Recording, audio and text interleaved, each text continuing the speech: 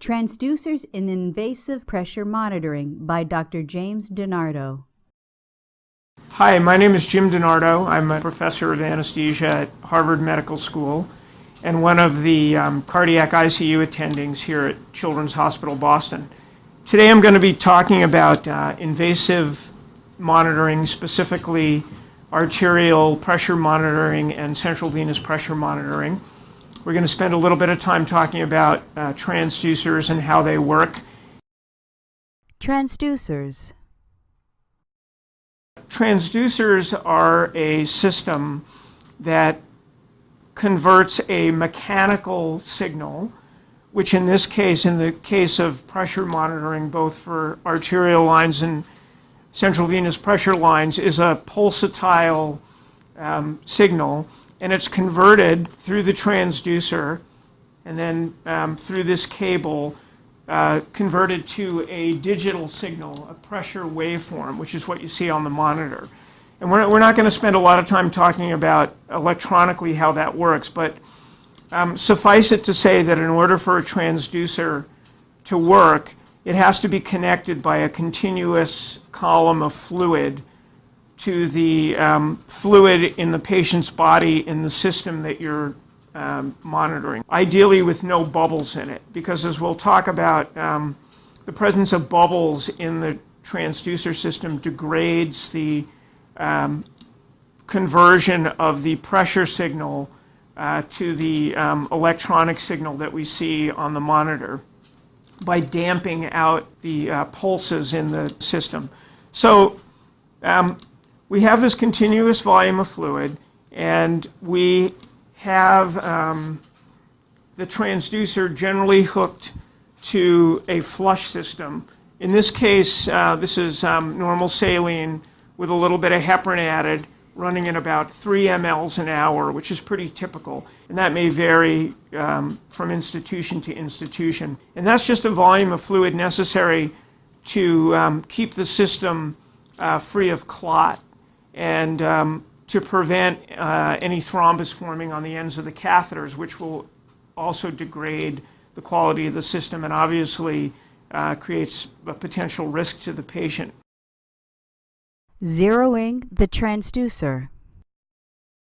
When you zero a transducer, basically what you're doing is telling the transducer system and subsequently the monitor that the pressure being sent to the transducer is basically atmospheric pressure.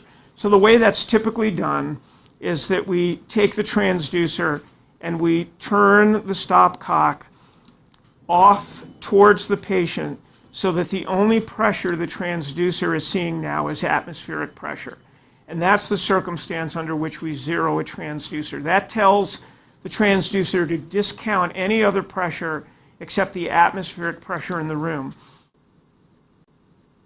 And ideally, the transducer would be here at the level of the patient's heart or near the level of the patient's heart. So once the transducer is zeroed, we now have this continuous column of fluid from the patient vessel, in this case the artery, to the transducer. And as a consequence of that, we would get a reliable trace here of the arterial blood pressure. Importance of placement.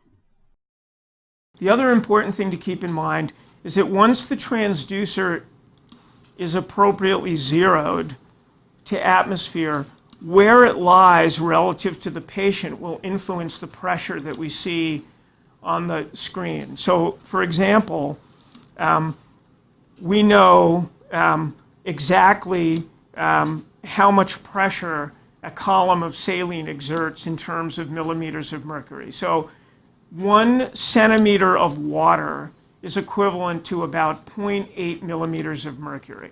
And just keep that number in mind, because what that means is that if I had zeroed this transducer and I take it and I drop it down below the patient's arterial blood pressure is going to rise in millimeters of mercury and that is both the systolic and the diastolic and the mean blood pressure, by an amount equal to the weight, if you will, of this column of fluid.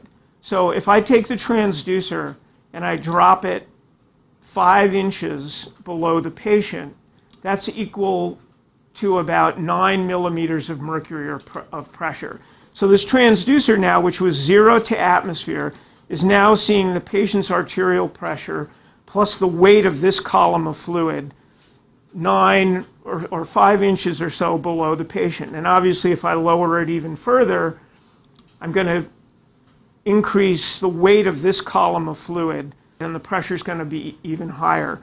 By the same token, if I take the transducer and put it up here, I'm now going to lower the patient's arterial pressure by a quantity equal to this column of fluid again, but in the other direction. So the point being that the patient's arterial pressure now, to reach the transducer, has to overcome the pressure loss generated by raising the height of the transducer. And in this case, if I raise it up 5 or so inches, I'm going to lower the patient's arterial blood pressure by about 9 or so millimeters of mercury.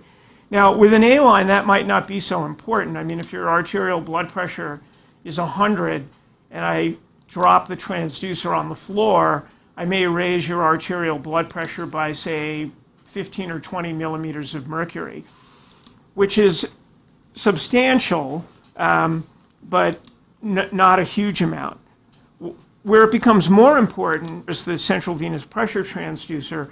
If I'm dealing with a pressure of 9 millimeters of mercury and the transducer is down below the patient that same distance, and I add 9 millimeters of mercury now to the number I'm seeing here, in essence, I've increased the patient's CVP erroneously by 100%.